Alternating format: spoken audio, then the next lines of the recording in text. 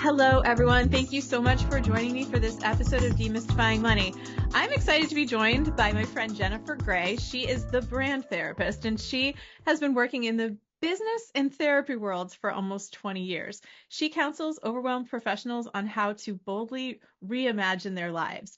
So if you've been listening to this show, you know we talk with a lot of different entrepreneurs, and I think no matter what field you're in, a lot of us come up with the same sticking points, the same issues, the same, questions and values, all these things that kind of impact us that are a little bit different than maybe somebody who is working a traditional 9 to 5 job or who's retired. So I think there's some things, definitely some commonalities depending on whatever business you're in, even if you are in a corporate role, that I think her counseling and therapy can be really helpful to talk about. So thank you, Jennifer, so much for joining me today. Yeah, absolutely, Misty. I'm so excited to be having this conversation with you. This episode of Demystifying Money with Misty Lynch is proudly sponsored by Soundview Financial Advisors. Visit www.soundviewfinancialadvisors.com to learn more. I think I wanted to talk. I know I know more about your background, but I'd love for you to tell the listeners a little bit about your background, your career path, and how you went from the business world into therapy. Yeah, absolutely. I'll do my best to give you the short story of it. But in high school, I kind of just fell into my own business. I was really good at accounting and bookkeeping and just kind of giving business advice. It just came pretty natural to me. So I started my own business in high school. That kind of led me to realize like, oh, maybe I should go to college for accounting, become a CPA. And really love that. And honestly, continued running my own business, was working with a lot of like families to help them figure out budgeting. And then eventually that turned into working with businesses specifically out in Long Island and New York. Really loved it. And I was doing really well. I was kind of on the fast track to become a CPA, have this own business that was growing, and started going to therapy for some personal reasons, some relationship reasons, and really just kind of, opened my mind up to recognize like, wow, how much people struggle with their own business. Like, all the things that come through it. Like I knew certainly money was very emotional, but I didn't recognize how much business owners were impacted, and being able to be sort of the consultation to them really helped me see this part of it that I think most people in the world don't get to see behind the curtain with entrepreneurship. And then so through my own therapeutic journey, just kind of realized one day, like, I want to bring these two worlds together. I want to bring this background that I have in business and accounting, and I want to, go full forward and get a master's with, to get my therapy license. And it was pretty quickly that I realized, like, this is what I want to specialize in. I want to help entrepreneurs, like, find work-life balance, tackle all these issues that are just like pretty deep rooted, and keep you stuck, keep you like, under earning, underperforming, just not where you want to be in life. And so I just feel really blessed to have these kind of two career paths that just really became one. Yeah, I think it's interesting too that you mentioned like being in it, like accounting, and that you were just good at it. And I think so many of us, even in high school or maybe college, we take a class and we're like, wow, this is easy to me. This is what I'm good at. And then we just go that direction. I know I worked in audit, in corporate compliance for a while, and I got good at it. But then there was something too that was like, and then when you think I might want to pivot and go into a totally different direction, were there a lot of people that were like, what are you doing? Oh my God, What are you so many doing? people. I mean, even myself, I was like, what are you thinking, girl? Like, you're going to kind of what felt at the time throw away this original Yes. education in accounting. And like you said, really just felt it was easy, didn't have a whole lot of other Mhm. direction. People just thought, yeah, accounting, that'll be a really successful career, right? Mhm. But every time I did it, I enjoyed it, but it just didn't feel fulfilling. And then to really make such a, complete turnaround in what I was doing, I definitely got some questioning, some confusion. But thankfully, I just felt so certain in the decision that it was almost like no one could tell Yeah. me any differently. And now people understand. Mhm. They see what I'm doing and they see how I'm bringing that in. And they recognize like, oh, okay, that makes much more sense now. Yeah, no, I agree. And I think I felt the same when I left corporate. And it was a lot of my own being like, what are you doing? Hmm. And I think that it's interesting. And I've talked to other people, and somebody said once that, like, well, if you do it, what's the worst thing that could happen? And it was basically, I'll go back and I'll work in compliance. And so it's Hmm. basically like, okay, you can do your worst scenario every day, or try this. And so Exactly. that kind of sticks with me. But I think that what you learned, with therapy, all of that, I think it's so integrated into all of. I can't see how it wouldn't support or help any business that you're in, but I do think that it's something that is lacking. I think there's a Hmm. lot of people who maybe do go to therapy for their relationships or some personal issue, but I think on the business owner side, there's a lot of things that happen that cause anxiety and stress that maybe we're not aware of or prepared for. And so I wanted Hmm. to talk with you today, and I read something you wrote about, like dirty secrets that we all kind of have about, the causes of the anxiety and stress. And so I wanted to talk through a few of them with you, and then what I was hoping to do is provide the listeners with some exercises or some tips for how to address these. They might not have hit us yet, or we might say, no, this isn't something that I deal with, but then there could be something that absolutely does resonate. So the first Hmm. one that you mentioned was a lack of confidence. Hmm. Yeah. Yeah. So And that can, anybody's listening who feels a little insecure, thinks maybe everybody else is doing it better. What are some things that the lack of confidence can do to trigger these anxieties? yeah, yeah. Well, I mean, a lack of confidence can be like so many different things, right? It can be like, I'm trying to fulfill this perfectionist narrative. And so I'm overworking, I'm feeling overwhelmed. It seems like everyone is doing so much more better than I am, even though I'm like working, most of my day. Mhm. And then really, truly, like other aspects of that can be, maybe I don't have very good boundaries. And so I don't know when to say no to a client. I don't know when to say, this is what I can do and this is what I can't do. And when you're not able to speak to that for yourself, like that really will eventually erode your confidence even more than it may have been before. Because the more you're not able to set a boundary, the more you're not able to speak to what is going to feel right for you in the professional relationship, the more you're kind of going to get walked around on, the more you're going to get pushed, the more work you're probably going to take on. Um, and it's really just going to end up completely kind of like cutting you from the inside, even if you're already struggling with that confidence. I think everyone kind of struggles with confidence to a degree. And then being a business owner can just make that so much more difficult because you're really kind of on your own in a lot of ways with it. Yeah, and that's another thing too that I think a lot of I saw it growing up because my father owned his own business and he didn't have like an advisory board or a network, period. Hmm. Hmm. So, what about the loneliness that some of us experience when it comes to from going from a transition, whether it's school or a different career, into entrepreneurship? Yeah, yeah. I think there's kind of a bit of a misconception that when you're in entrepreneurship, like it has to be solo, like you have to kind of be on your own. And certainly, not every business is going to require employees, require other professional support, but you really need to be able to get that network somewhere. Mhm. But most people go into business ownership just assuming like I have to take it all on, especially as you're growing that new business. Um, and also, even to that confidence point, like if you don't want to share some of your struggle with other people, that's going to make being a business owner even more lonely because it's just going to sort of reaffirm this already difficult message that everyone else is doing it. Everyone else is making it a lot easier.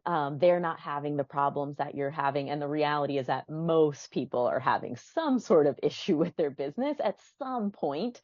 And even when their business stables out, like that comes back around again. And so you really need to be able to have that network to go back to and just have that kind of universality. Like, Mhm. are you experiencing this too? Oh, okay, that doesn't make me feel so bad, but it can really be, difficult to make that transition because, like you stated, like at school, at a lot of corporate or other businesses, when we're an employee, like we kind of are put around people. I mean, unless we're working from home, we just naturally have people in our sphere. But when you're a business owner, you might not have those engagements outside your clients. And so you really want to do that in a way that's not just networking, but also really getting some sort of like intrapersonal support, like person to person. Hmm.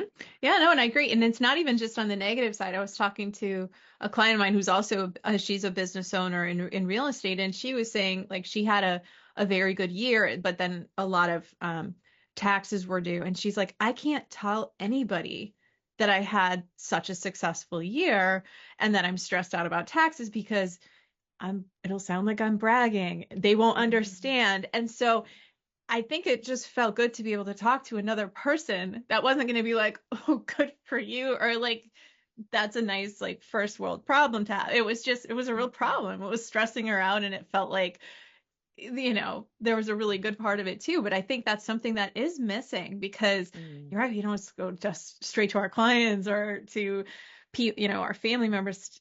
It's just different. I think Mhm. having, some sort of connection to people who might get it on the positive or the negative side of the things that come with Yes. it. So Yeah. super important. And when you mentioned when we were talking about confidence and perfectionism, like I think that, do you think social media is having an impact on that? I know I see a lot of other coaches or maybe other financial advisors, some I see, not a lot on social media so much, but where it certainly seems like everyone's doing so well, taking a million days off a year, and if you haven't figured this out, then obviously you either need another course or you need to like, start from scratch. So I'm curious your thoughts on like how when you talk to people, if they're feeling like they're seeing more people than just in their network doing well, even the ones they haven't met yet, and how that's starting to impact how we think about what success looks like.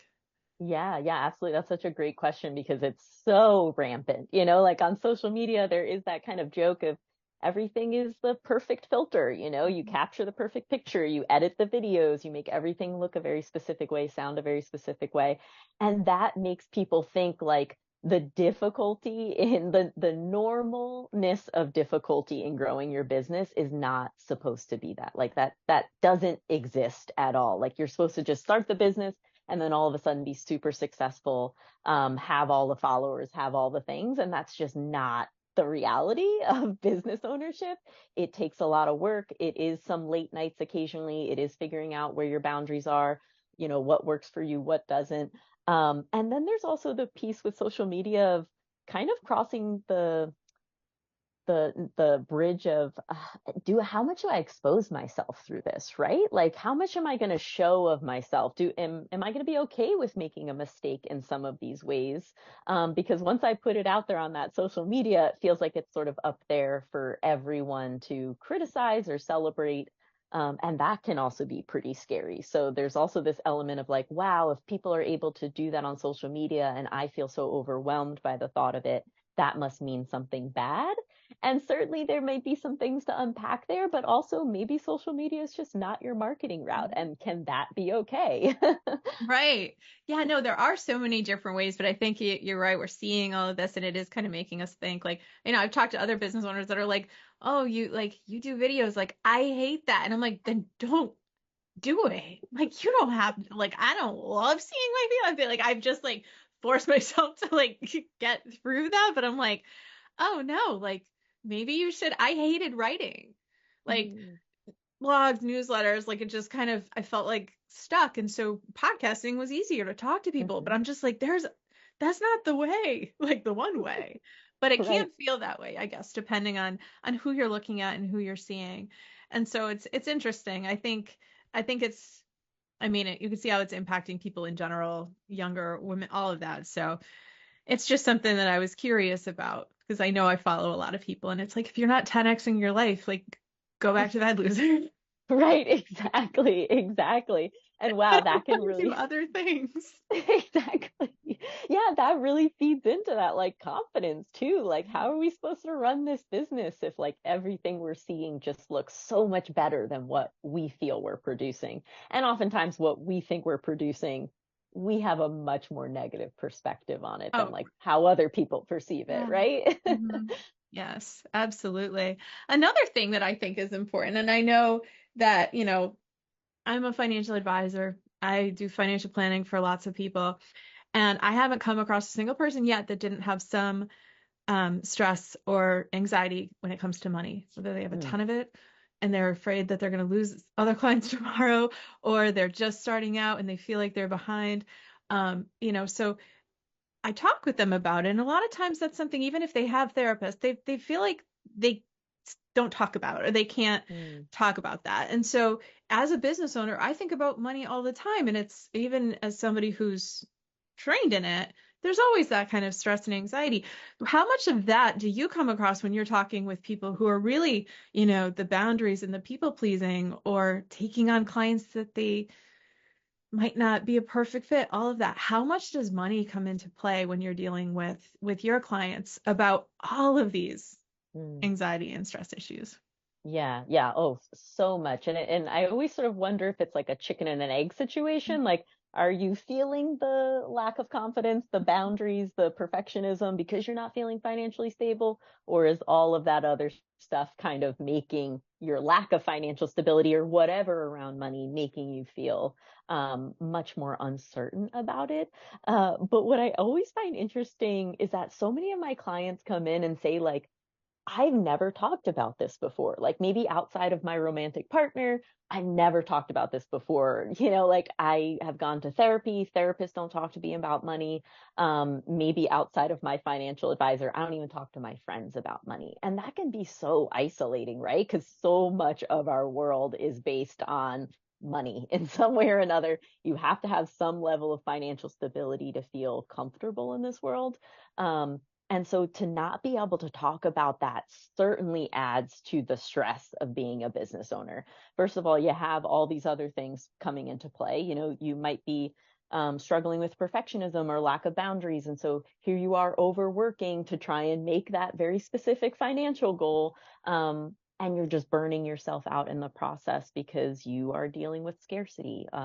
Or maybe you're really a saver and you never want to spend any of your money. And so now you're never enjoying your money either. And so there's so many things that play into that.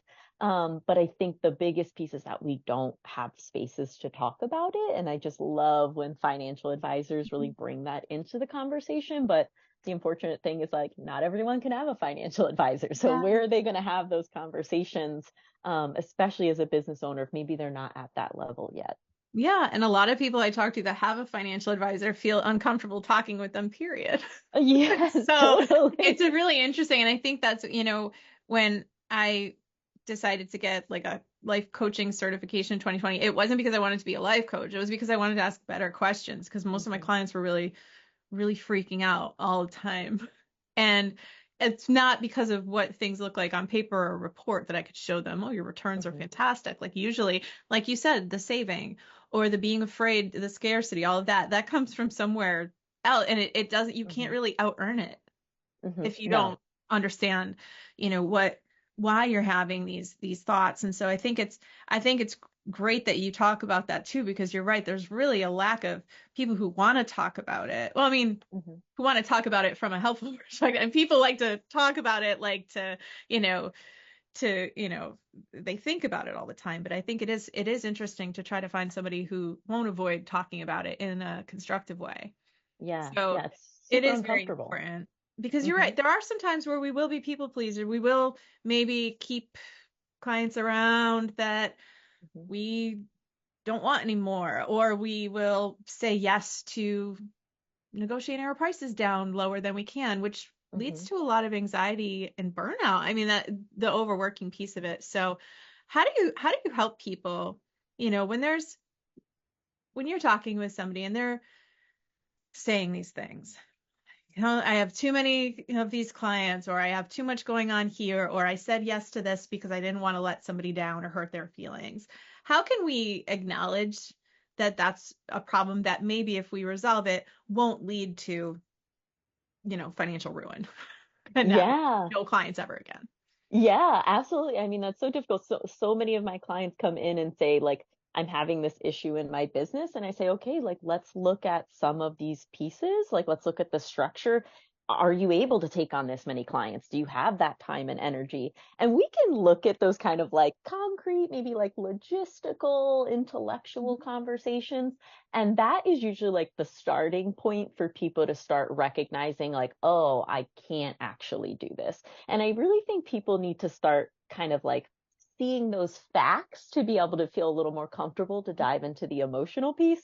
Because if I, in one of my first couple of sessions with a client said to them, like, oh, it sounds like you're dealing with like some perfectionism here. Like it's just not going to ring with them. Like they need to sort of see the facts and data a little bit on their own and then start noticing what they're feeling. And like that's where really like the change starts to happen, because it's really not about what's happening in your business. That's just what the focus is. That's what's easy to focus on.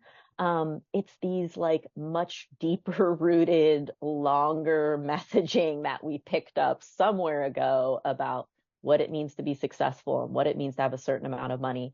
And truly, like those messages are still very prominent in our society. So it's not like if you grew up with them, it's easy to just grow out of them. Like it really takes some serious work to look at them and understand why this thing is impacting your ability to feel financially safe in your business. Because it's not really about how many hours you're working or how many clients you're taking on. It's much deeper than that. Yeah, no, I agree. And I think especially for a lot of women out there, I don't know, I know personally, like my mom really wanted everyone to like her always, even if it was some creepy guy like at a gas station, like she was Hmm. as nice as possible. Maybe that was out of fear or other concerns, but there is a very strong like internal thing, like if somebody questions your prices or questions your value, to Hmm. not immediately be like, well, what do you want?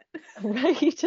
Figure that out and I realized, pretty quickly how that would lead to me working like a charity, basically, Hmm. or a Yeah. volunteer in my Yeah. business that wouldn't make any money at all, because most people are like, well, I'd rather just talk to you and like move on. So I think it's interesting though, because that goes way, way further back than just, Hmm. reading a blog saying like fire your D clients or whoever these are and being like, how do I do that? Hmm. You Yeah. force people What to if, say yes to me, right? Like, yeah, exactly. And to your point before, like, what if I do that and then the rest of my clients leave? Or what if this just becomes like the beginning of the ruin yeah. of my business? And so like it just goes to such a deep, dark place. And Hmm. obviously with that, like it's going to take a little bit longer to kind of Yeah. figure out and uncover.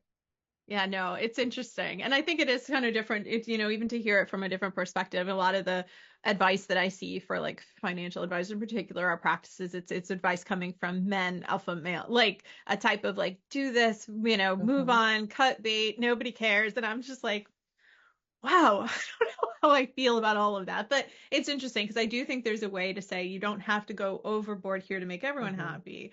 But I think you're right, understanding like, well, what do I need to be successful and healthy in my definition? And Hmm. how do I make sure that I set those boundaries properly to not, to not light myself on fire for one necessarily. Absolutely. So I Yeah. think that's such a great thing for people. If you are one of those people who you're like, yeah, sometimes I do that, or I haven't raised my prices in a while because I don't want to make anyone mad. Think about what you need in a Hmm. healthy, a healthy Yeah. way. Um, Yeah. And remember too, I don't mean to interrupt you, but like when you are well, you do your best work for your clients. that's So true. like you can't do good work if you are on fire. Like if you are running a charity as a Mhm. one person organization, like that's not going to translate well for like the service you're doing for your clients, at least over the long term. So remember, it's like not just about you. Like if you're worried your clients are going to react in a bad way, remember, like you're doing this also for their benefit as well. Yeah, I think that is such an important thing. I want to talk about some of the exercises that we can do. Some of the things that, especially if you are, maybe you are running a business and you're on a limited budget, or you're trying to figure out how to do some things in a way that, you can find the time to do maybe some short exercise or things like that. So one of the things that I saw that you mentioned to avoid burnout and stress was something called a forget it list. So Yes. what is that, and how can people who maybe just have a pen and paper and a couple of minutes, what can they do in the morning to help themselves get ready there? Yeah, the forget it list is going to definitely cause some discomfort because what I'm asking you to do is write down some of the things that like don't need to get done today. Like you could just forget them, let them go. You don't need to worry about it. Maybe it's something that is, maybe you really enjoy it because it's like easy to do, but it doesn't maybe create, um, success in the long term. So it doesn't like help you really to show up for your clients in a way that feels good. Maybe it's just like getting the emails done. But some of those things, like certainly we want to be responding to our clients, but there's some things that we want to be able to write down and be clear about that we could forget them and it would be okay. We could move away from them. Maybe we could even get support from them in a different way. Maybe a friend can help us out. Maybe somebody else can do it for us that we don't specifically have to do it. And this causes a lot of discomfort for people because we want to do it all, right? We want to take it all on. There's even like a lot of enjoyment in getting like sort of the low hanging fruit, completed. And so we want to make sure that we're not like spinning and only getting that done and then not getting some of these sort of bigger pieces. And so sometimes you need to identify like, what could I forget for a couple of hours? What could I maybe get off my list completely? And that, yeah, is really interesting to write down a list of. But then the practice, I always like to tell people, like, really pay attention to what's coming up for you. Like, how much is this causing anxiety? Where is that anxiety happening? Is it around certain clients or certain services? And then figure out, like, how can I get support on that? Is this an internal thing I need to work on? Or is this something that, yeah, maybe I can get a resource to support me better with? I love that. And I am like guilty of creating a checklist and putting on it things that I've already done so I can have the satisfaction of crossing them off. I think one checklist I had once said like shower, like take a shower. My husband was like, "Are you serious?" And I was like, "Done." I get it. Sometimes we're just like, it's interesting. But if take a list like this, and we don't always think about all the things that we actually have to do or have accomplished during the week or want to do. And so we might be doing some tasks or some things that just keep us busy, but they're not really doing much. And, I used to check my email all the time. And it would stress me out to get an email on the weekend. I couldn't do anything about it really much until Monday or anything anyway. So like the thought of like shutting notifications off was like, what if I played around? Like, what if I did it? Like, and I do, like, now I have like a weekend, like, how you have sleep and work and, all those things you can do on your iPhone. I have like a weekend one where I don't get the work notifications, in the evening or on the weekend because it was driving me crazy and it was really not that helpful. Yeah. But it did make me feel like, yeah, I'm getting something done, right? Yeah. Yeah. But like, so I'll distracting. I'll write this back. And I'm like, actually, it doesn't have to. Like, I could actually do this Monday. The first thing I do is I check these emails and I respond. But I think that's it. We tend to sometimes do the things that are easy or that we can, but it's not necessarily the work that's going to help us decide what we need to outsource or what we need to figure out or where we need to get support. So I think that's such a good idea to have a list like that. And it kind of leads me to another one that was, you mentioned about like delegating. How can we, because like you said, some of us feel like we have to do it all, but that's not true. So how can we figure out what to delegate and what to keep? Yeah. So I encourage people to like take about a week and write down the things that you're doing throughout the days and really identify like, what could I completely let go of? And again, that might cause some uncertainty, some questioning. Maybe you don't want to let things go. And again, pay attention to those things because those are going to help you identify like what a deeper a thing that's getting you stuck here might be. But really, when you write these lists down, you have this visual of like, wow, I'm doing a lot. I'm getting a lot done. And you can even do this in the other roles you have personally, not just professionally. And so being able to sort of look at those things and say, hey, is there a friend who could help me out? Maybe we could swap some services or something. So maybe this is not necessarily I have to go hire a freelancer or a company to help me with these pieces. Maybe it's like asking someone at home to give you support. Maybe your partner can show up in some ways that you have just been used to taking on and used to not asking for help around. Or again, maybe this is just about like, I am feeling a lot of different feelings about some of these things. And so maybe I need to delegate a support system. Maybe I need to be able to find time to go make that connection. And so it can be really useful again to jot those things down, really take a look at it, notice what is kind of stressing you out about being able to delegate some of these things, and then just be realistic in terms of financially, what can I delegate? Who personally can I connect with who might be able to support me? And back to our point before, like, is some of this stuff maybe I can just reprioritize and not make so important on my list, and I can kind of look at other projects or activities as something I want to get done, at least today. Yeah, and I think delegating is, I think it's important, and I think you're right. As your business grows, you might, at first, it might be, maybe it's a contract, maybe it's not. You find somebody to help you, but maybe at some point, if you're thinking about growing a business, like you said, it doesn't maybe have to be a solo forever. It could be something where, how can I build this business to create jobs for other people, or perhaps like, what are the things like for me? Canva graphics. Some people enjoy these things. I want to throw my computer because I can't resize any. I mess it up. It takes me hours to do what Same. takes some people minutes. Now, this is not because like I could learn it. I don't want to. So it was like, but if I didn't really figure out like, okay, what are the things that I'm doing for this and that, and what can I outsource probably, and how much does it cost to outsource that? And just getting really curious about some of those things.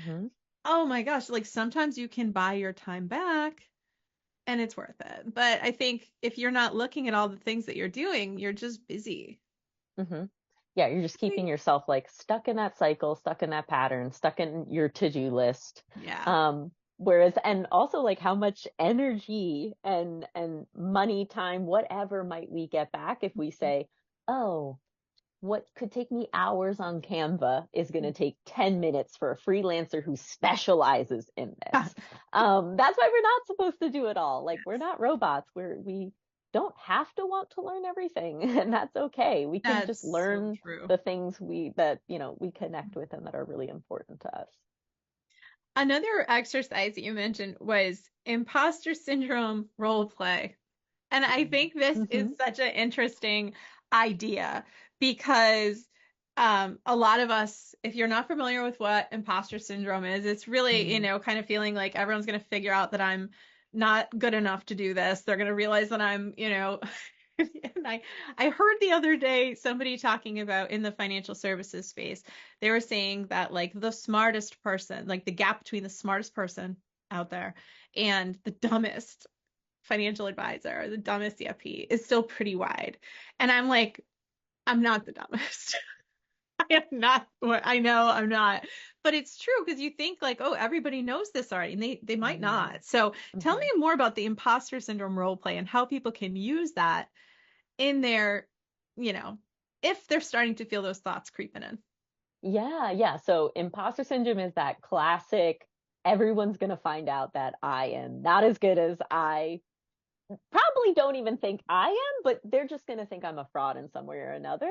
And really, like, so much of that is so confidence based. I mean, certainly there's some deeper elements that can come into play around it, but the imposter syndrome role play is really like either identifying that 1 or 2 times in your life when you just felt so confident. You felt like you could walk down the street and everyone was looking at you like a superstar, whatever it is.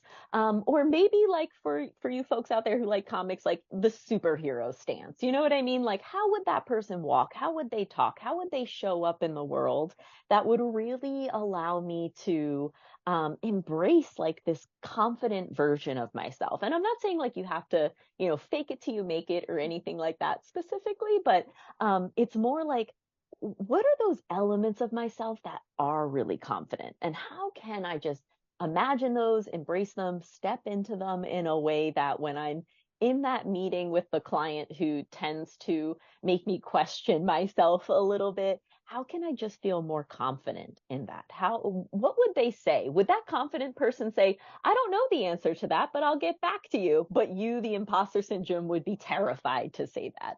And so really recognizing like, what is even just the opposite of what you might normally experience day to day around your imposter syndrome? And how can you kind of step into that, mess with it, play around with it, whether it's professionally in the moment with the client, or maybe you just like practice it on the weekends or something for a little bit until you feel a little more sort of safe and confident in it. But really identifying like, what is sort of the opposite experience of what I'm going through? What is that superhero? What is that confident version of myself that I can play with? Yeah. No, I love that. And my son and I, he just turned 12. We're starting to watch all of the Marvel movies. Okay. The superhero side, and I'm just like, oh, like there is some times where you're like looking at it, you're just like, oh, like they become this person. And I think it's easy for us to think about like, okay, well, and then I saw something too that Kamala Harris was talking about when she was talking to somebody about public speaking and talking, and she's like, pretend you're like on the Titanic and you got to get information out to people because they need it. Yes. Like you just get them the information that they need, and it could be trapped in your head and you could be the smartest person, but if it stays there and you don't share it, then nobody's going to get the information or the help they need. And I'm like, oh, that's such an interesting way to think about like, no, like, yeah, okay, I could maybe not have all the answers, but like you said, well, I can get back to you on that, and that's something I can learn or create content with or something, because other people might have that question instead of, oh my God, I'm a failure. Exactly. Giving your Way to brain look at it. something to reframe there. Yes, such a good idea. Another that you mentioned was scheduling panic time. Now, I love time blocking. I have a whole chapter in my book about blocking time because I like to see what I'm accomplishing, like I mentioned with my checklists. But I like to go back and say, man, no, I didn't get nothing done all week. I did a lot, but Yeah. I haven't scheduled panic time. So I want to hear about that one because I think I might need to find a spot for it. Yes, you know what, we so often don't think to schedule like the sort of personal pieces in our life into our professional schedule, because truly we don't stop being a human when we enter our business, right? When we get into that client meeting.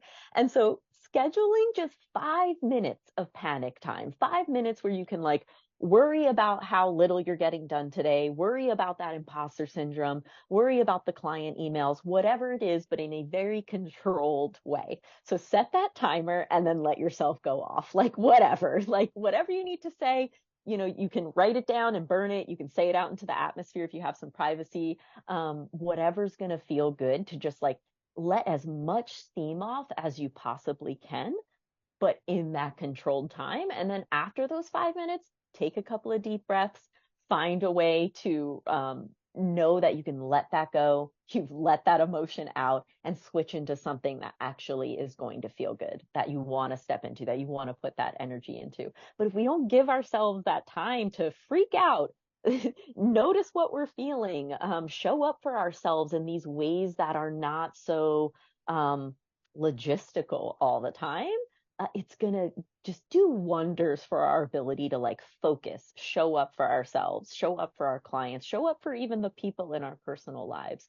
Because if we're just letting that, letting all of these worries pile up, like that's going to seep out somewhere. And so if we can do it in a much more controlled way, I think we'll have a lot better results. I think it's fantastic. I might schedule it for like the school pickup line. Sitting in my car being like, I forgot snag. I'm going to get all that. And then decide if I want to put that back in my brain or just leave it out. Yeah, exactly. Like it might not have to come back in. No, some of it might be like, okay, I need to make a note and come back to that later. And some of it might just be like, oh, I just needed to recognize and acknowledge that. And now I can let it go. Yeah, no, there's so much because you're right. It'll just pop up whenever Hmm. is the least convenient time if we don't just let it out at one point. I think that's such a good idea. Last one I wanted to talk about, and I think this is such an interesting exercise to do, is the what's the worst that could happen Hmm. scenario spiral, you called it. And Hmm. I used to watch This Is Us. I don't know if you've ever watched that show. Well, one of the Hmm. couples, they would have a like worst case scenario, and they would just be like, our daughter, she drops out of school, she does this, and then she's living on the street, like all of this stuff, and like as bad as your brain can go, which is usually pretty dark territory. So how can that exercise help us really reframe what we're actually doing? Yeah, yeah. So, like you said, going to that worst case scenario, like we're going to be on the streets, we're not going to be able to pay our mortgage, we're not going to have a house, we're not going to have groceries. It's going to be like the again, the worst thing that I could possibly imagine for ourselves. The reality is that like when we don't allow ourselves to go there, like that worrying image like just kind of sits with us unconsciously, and that takes a lot of energy that we don't realize we're expelling. And so if we give ourselves the opportunity to just like play that narrative out, go ahead, think about how worse it could possibly get for you, acknowledge that fear, give yourself an ability to breathe through it, acknowledge that you're not in that place right now in this moment, and then work backwards from there. Like what would be the realistic steps you would take to not get to that place? How would you avoid not being able to pay your mortgage? Would you take a second job? Probably. Is that the most ideal situation? Absolutely not. But are you capable of being able to be safe and be okay? You are. But if you don't play that out, if you don't give your brain that sort of alternative solution to what could happen, you're never going to sort of open up that. You're never going to open up that possibility and that potential. And that could just be so soothing for our brains to say, hey, we have a plan here. We're not going to let it go Mm-hmm. that far. And in that plan, again, we can check in with ourselves. We can ask for support. We can just know what we're feeling and experiencing and sort of work from those angles as opposed to just trying to figure out how to get out of this worst case scenario once we're there. We can work backwards from that. Yeah, and I did when before I left corporate, and it was a big decision, and I knew I was going to take a pretty large pay cut for a while. But what I did, I kind of looked at our budget, and I had a plan like, okay, if I have to, what things go first? What do Hmm. we cut back on? And it just made my brain feel like it's not going to go from like, you know, 100 to 0. Like we have like a plan if things don't pick up or if it takes longer than I anticipated. Like, what are the first things that can what can be cut now? Maybe that doesn't have to be there. And Yeah. there's always usually something. But kind of knowing, like, okay, these are the nice to have. This is what I need to have. This will keep me Hmm. in a home or out of jail or whatever to pay these Yeah. bills and things like that. And I think it's just helpful rather than thinking like, oh, everything like how will my life be when I'm, broken, all of that Hmm. stuff, kind of having a little bit of a, okay, this is the worst that could happen. Where can I, like he said, pump the brakes in between Hmm. Yeah. Yeah. and figure things out? Because I think that we can often get really, really go in a crazy direction with how bad we think things could get. And usually there's a lot of things that would happen in between that we could think about. And it's not bad to think about these things. It didn't mean any Yeah. of them happened. I Mm-mm. didn't start, cutting back on everything immediately, but I at least knew like, okay, I could, and Yeah. that's okay. Or, when would it be time to, if you're an entrepreneur, when would it be time to pick up a part-time job or go Hmm. back if we give it this one? And having a plan for it, I think can help us kind of then create some space to actually Absolutely. try to get some work done instead of just thinking about, because if you ask your brain, like, how bad can it get? Oh, we'll think of things.